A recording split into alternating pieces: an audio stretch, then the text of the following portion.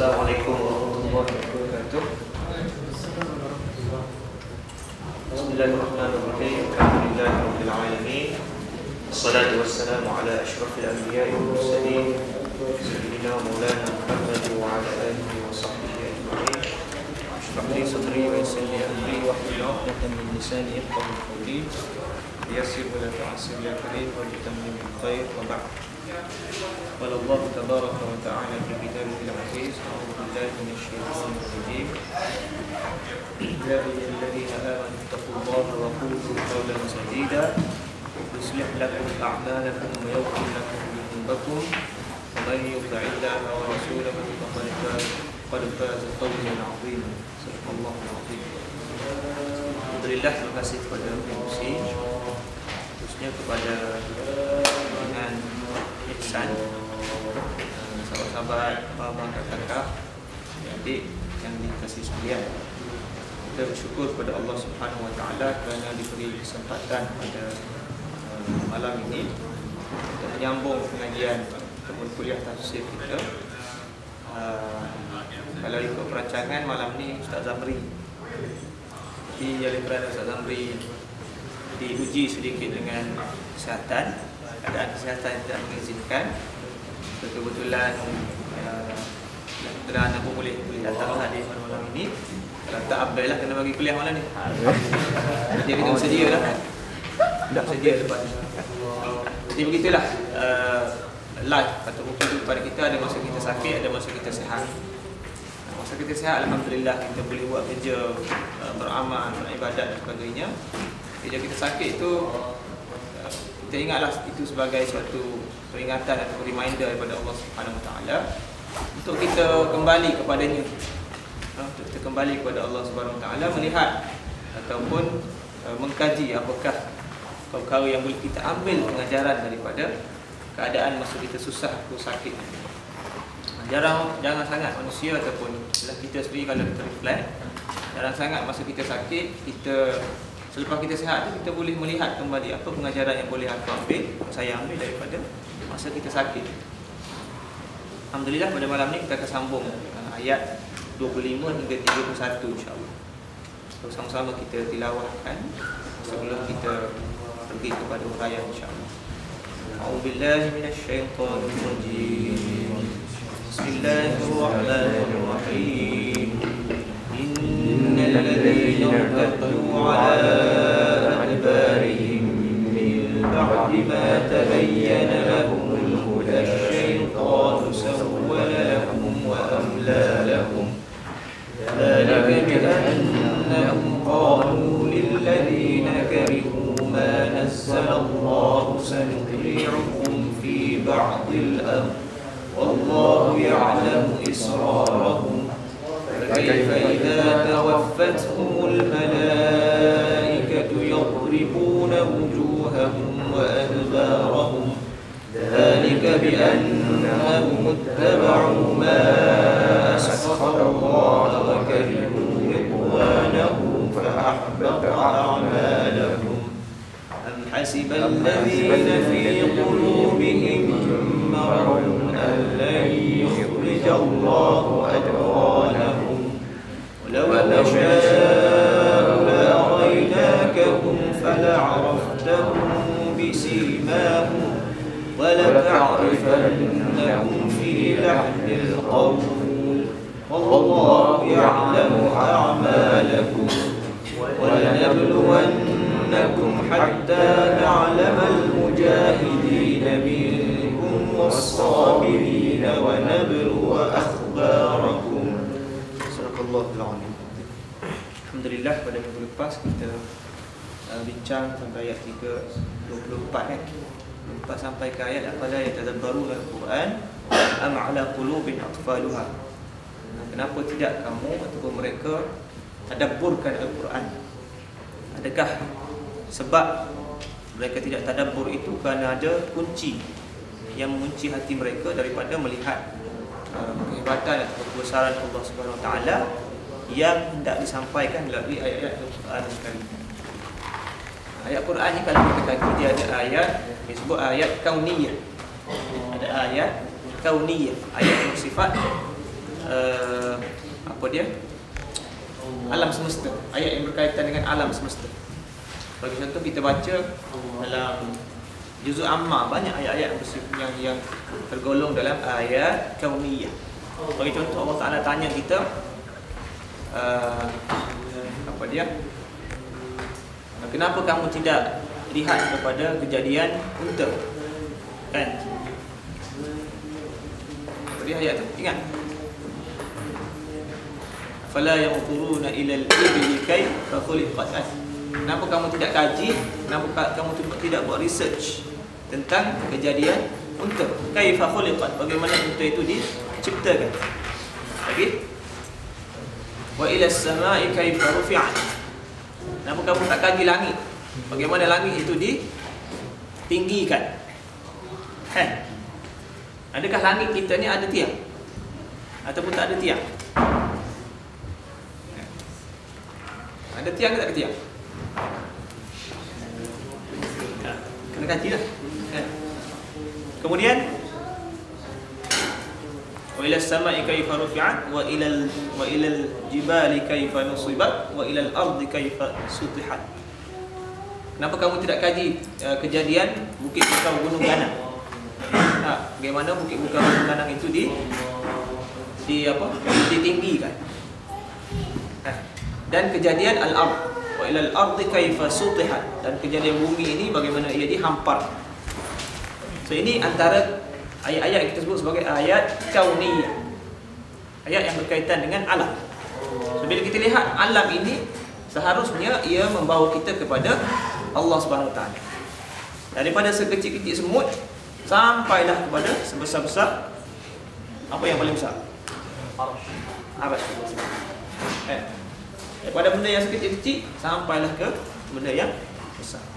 Sebab tu dalam Al-Quran kita jumpa banyak surah-surah yang dinamakan dengan binatang, dengan haiwan.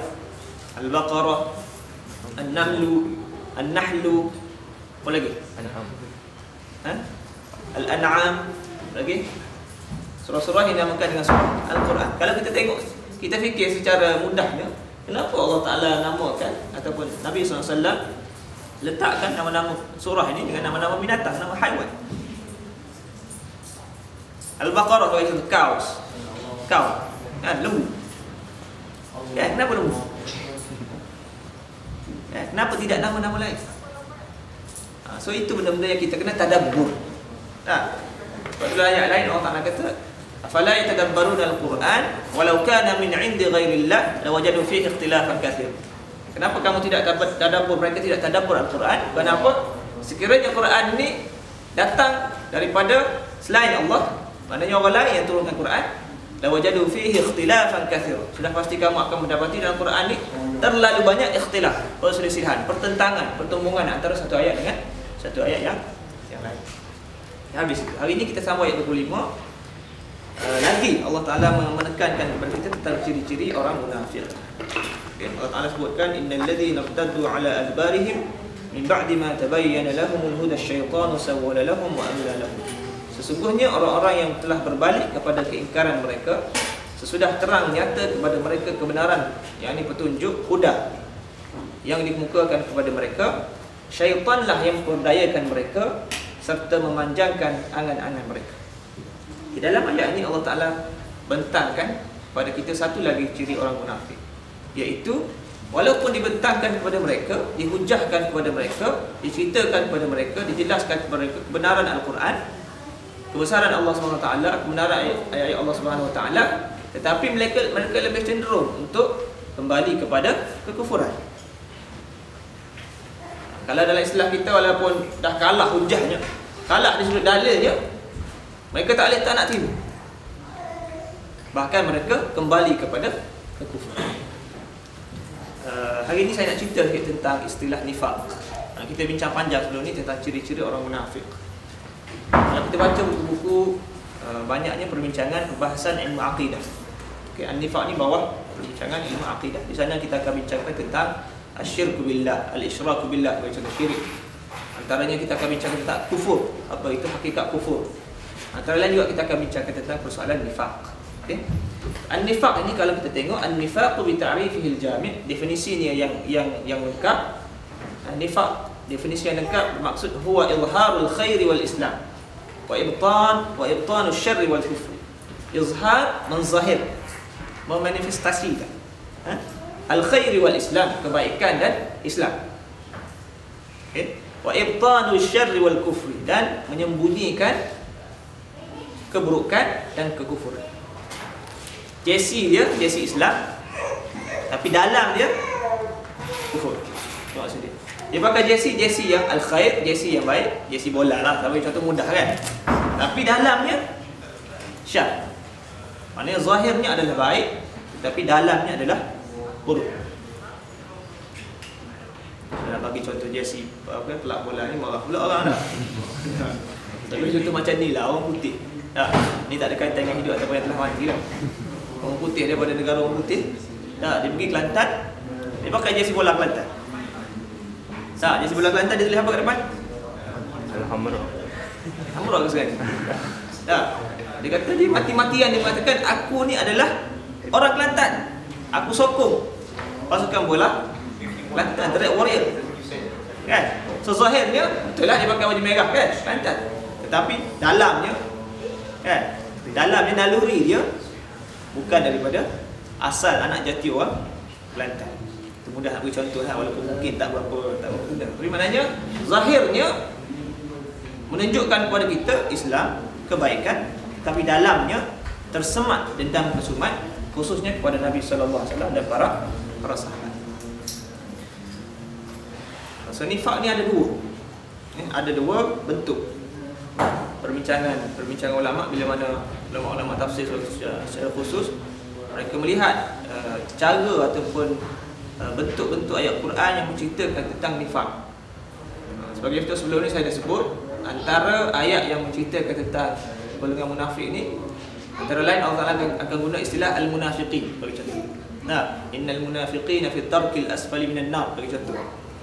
Ada juga Allah Taala guna ayat alladzina fi qulubihim marad. Orang-orang yang di dalam hati mereka ada penyakit. Kan? So ini merujuk kepada orang-orang yang tersemat dalam diri mereka sifat nifaq. So ada dua. Yang pertama yang disebut sebagai nifaqul kufri ataupun nifaq akbar, an-nifaqul akbar. Nifaq yang dekat kepada kufur ataupun nifaq yang cenderung kepada kekufuran. Bagi contoh, bila mana Allah SWT menyebut ayat yang saya bacakan tadi, innal munafiqina fi tarkil asfali minan nar. Sesungguhnya orang-orang munafik akan berada di bawah ataupun the lowest point dalam neraka. Saya dah sebut minggu lepas kan. So, ini merujuk kepada orang-orang munafik yang termasuk dalam nifaqul kufr. Okey. Yang kedua nifaqul iman ataupun nifaq al-asghar, nifaq yang kecil. Ini juga salah satu daripada apa yang kita faham daripada hadis Nabi SAW yang disebut salasun man kunna fi ayatul munafiqi salat. Ayatul munafiqi salat. Tanda orang munafik ada tiga. Dalam hadis lain Nabi sebut arba'un man kunna fi kana munafiqan khalisan. Kan? Ada tiga, ada empat. Okey, saya ambil yang tiga. Ayatul munafiqi salat. Tanda orang munafik ada tiga. Yang pertama, idza haddatsa kadzaba. Bila dia bercakap dia bohong.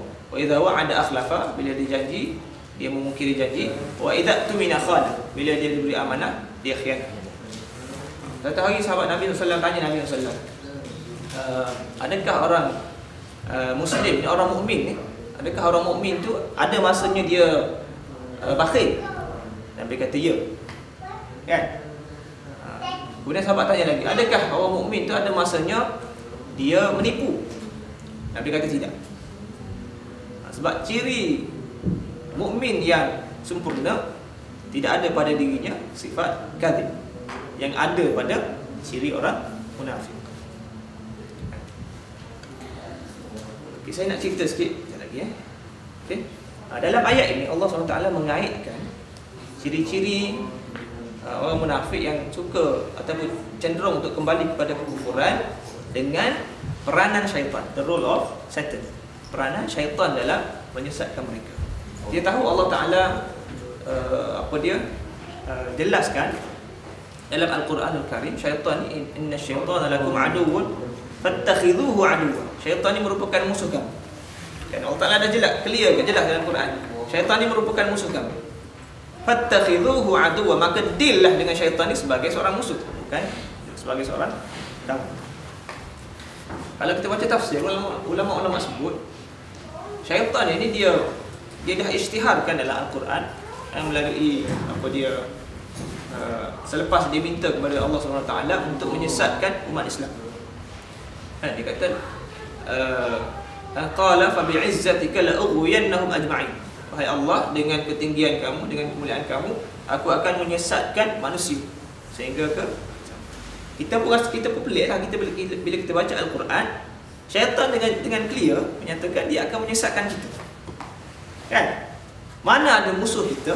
Bagi contohlah kalau kita bermusuh dengan orang, kan? Dia akan menceritakan konspirasi dia, taktik dia ataupun kaedah dia untuk menumpaskan kita dengan jelas. Kan? Kalau kita melawan Muslim, ada tak musuh kita akan kata, yang lawan kita kata, okey, lepas ni aku akan tumpuk kamu kat kaki. Aku bersedia dah. Kan? Tak ada kan? Tak.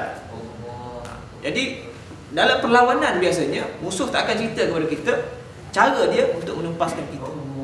Tapi beza dengan syaitan ni, Al-Quran menjelaskan kepada kita, syaitan dah cerita ini cara-cara aku nak buat kamu sesat. Kan? Jadi tambah lagi Allah Taala kata syaitan, inna syaitana lakum aduwwun mubin. Syaitan adalah musuh kamu yang jelas. So apa sebenarnya yang Allah Ta'ala nak cerita kepada kita, ataupun di sebalik pengakuan syaitan tadi, bahawasanya mereka ni akan menyesatkan kita melalui cara-cara itu. La uzayyin, sebagai itu la uzayyinanna lahum,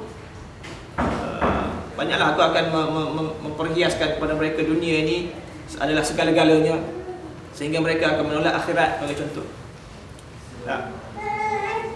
Saya sebut minggu lepas, inna syaitan yajri min ibni Adam majrad dam min al-uruq, kan? Syaitan ini dia jalan dalam urat darah kita, salur darah. Kan? Jadi maknanya syaitan ini dalam konteks orang munafik ni, dia akan menjalankan kerja-kerja dia untuk mewas-waskan orang-orang yang dahlah iman dia nipis. Tambah lagi bila diwas-waskan tidak yakin dengan risalah Nabi sallallahu alaihi wasallam. Sebab itu mereka lebih cenderung untuk kembali kepada kekufuran. Yang kedua disebut ayat ni sawwala, tu maksud waswasalah. Maksud sawwala, taswil. Taswil maksudnya wiswas. Waswasalah. Mereka akan, kita baca dalam surah apa dia? Qul a'udzu birabbin nas, kan? Qul a'udzu birabbin nas, malikin nas, ilahin nas, min syarril waswasil khannas. Kan? Waktu kalau kita bincang dalam konteks culture atau budaya orang Melayu, was-was ni biasanya akan diasosiasi dengan ambil wuduk dengan semayang. Betul tak? Ada orang was-was tak ambil wuduk tu kadang-kadang dah sempurna dah. Kan? Tapi tak boleh, tak sempurna lagi. Dah basuh sempurna kat sini tak boleh, was-was. Basuh kat atas sampai ke atas. Dah, muka tu dah basuh dah 3 kali, sempurna dah. Tak sempurna tak boleh lagi, tak yakin lagi, was-was lagi. Basuh lagi. Kan? Masuk pula nak angkat takbir. Was-was dalam solat. Nak angkat takbir tu syaitan datang pergi cucuk. Kan? Kalau kat kampung saya banyak gagal, banyak ragam kalau kita nak cerita yang orang angkat takbir. Dah. Yang peliknya, masa imam dekat nak rukuk, dah habis baca Al-Fatihah, kemudian baca surah. Dah. Contoh kita kata baca surah Qul huwallahu ahad, Allahus samad, lam yalid wa lam yulad. Barulah kawan ni Allahu akbar, baru masuk niat dia. Kan? Bila imam rukuk, dia pun rukuk. Dan benda tu berlaku setiap kali solat. Di kampung saya berlaku setiap kali solat, dan apa dia kita kata, perlakuan demikian berlaku pada rakaat pertama. Bila masuk rakaat kedua dah okey dah. Kan? Ada orang yang jenis angkat takbir tu Allahu akbar macam nak tangkap lalat, kan? Macam-macam cara kita guna, kan? Sebab apa? Sebab syaitan menjalankan kerja ni. Sampai ke tahap itu syaitan ni menjalankan kerja dia untuk mewas-waskan kita. Lepas ni dalam ayat yang berikutnya kita akan tengok bagaimana Allah Taala menceritakan kepada kita syaitan ini akan mempengaruhi orang munafik sampai ke tahap sebelum dia menghembuskan nafas terakhir, sampai sebelum dia mati. Start mati itulah Allah Taala kata mereka ini akan menghadapi azab daripada Allah SWT. Jadi saya nak cerita kat sini nifaqul yang kedua ni, bahagian kedua nifaqul iman ini boleh jadi juga termasuk ataupun terkena pada kita lah. Kan? Sebab kita sebagai orang-orang yang beriman, orang-orang yang menyatakan keimanan kita kepada Allah SWT, ada masanya kita mempunyai ciri-ciri tadi. Kan? Kita berjanji tapi kita mungkir, kita bercakap, kita bohong kadang-kadang. Kan? Satu lagi Nabi sebut yang ciri yang keempat tadi, wa idza khasama fajar. Dalam hadis yang lain Nabi sebut 4 ciri. Idza khasama fajar, bila dia berbalah, dia akan dia Kelantan kata habis tebal. Ada? Faham? Maknanya berbalah sampai ke tahap yang paling maksimum kan? Tak? Maknanya dia tak akan lepas. Kalau musuh dia tu kalau berbalah, dia akan balah sampai ke penghujung. Kalau kita kata sebagai contohnya, kalau dia bertengkar, kan? Dia kita kata ada krisis dengan kawan dia, tak? Dia tak akan baik sampai bila-bila. Kalau kadang-kadang ada kalangan kita yang ialah dalam sifat-sifat kita pun, sifat-sifat kelemahan kita tak puas hati dengan seorang, kadang perlu kita pause lah sekejap. Tak, sekejap kita kaji balik. Tak apalah, mungkin kalau kita dah tak nak berkawan dengan kawan tu, kan? So, kita maafkan dia dan kita minta dia pun maafkan kita. Selesai dengan, jangan kita panjangkan perbalahan tadi. Sebab Nabi sebut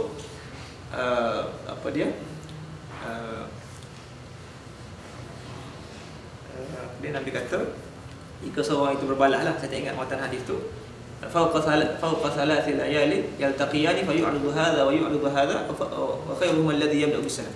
Seorang muslim tu balah dengan kawan dia, jumpa tapi tak bertegur sapa. Jumpa, yang ni paling kat sana. Yu'ridu hadha wa yu'ridu hadha. Ini paling kat sana. Kan jumpa kat tempat tapi tak bagi salam. Tak bersalam pun, tak shake hand pun. Tak perlu. Jumpa sana, yang ni paling ke sebelah utara, ini paling sebelah selatan. La yahillu lil muslimin. Matan la yahillu lil muslimin an Nabi kata wa khairuhum alladhi yabda'u bis-salam. Yang paling baik antara keduanya adalah yang memulakan, maknanya nak berbaik, memulakan dengan salam. Jadi kalau kita nak berbalah ataupun nak bertengkar dengan kawan kita, jangan lebih pada 3 hari lah. Lepas 3 hari tu kalau dia tak mari kat kita pergi kat dia lah.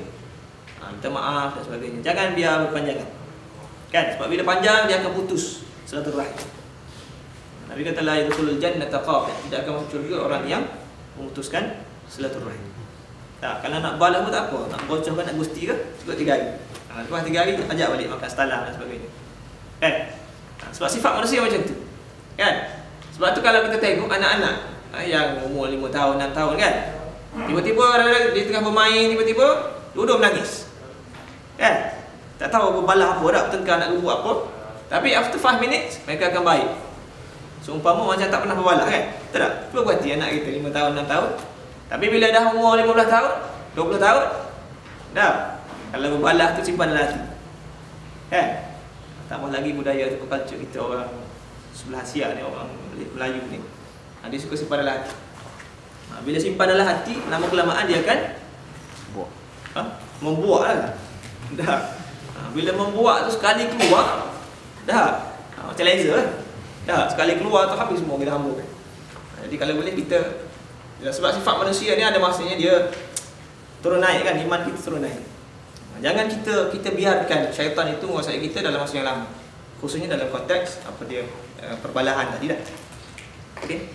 Jadi kita kena jaga-jagalah, saya dan sahabat-sahabat sekalian, kita kena jaga-jaga dalam konteks mungkin ada ciri-ciri nifaqul iman atau nifaq al-asghar. Kan? Okey, ayat yang berikutnya, dzalika bi annahum qalu lil ladzina karihu ma nazzala Allah sanuti'ukum fi ba'd al-amr wallahu ya'lamu israrahum. Berlakunya demikian ialah kerana mereka berkata kepada orang-orang yang tidak menyukai perkara yang diturunkan oleh Allah SWT, iaitu golongan orang Yahudi, kami akan patuh kepada kamu pada setengah perkara yang berhubung dengan menentang Rasulullah SAW dan pengikutnya. Sedang Allah mengetahui segala perbuatan, perkataan dan perbuatan yang mereka sembunyikan.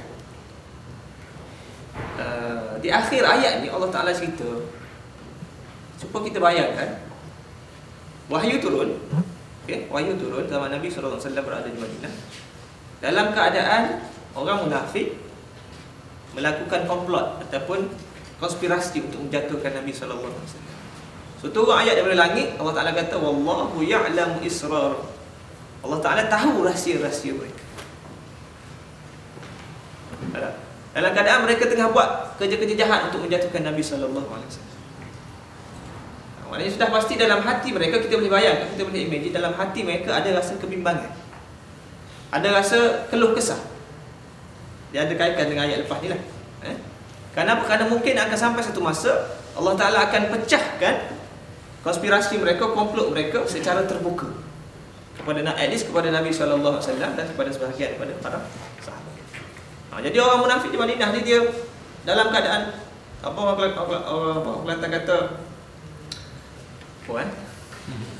sebab bahasa Kelantan ni kalau jelas tak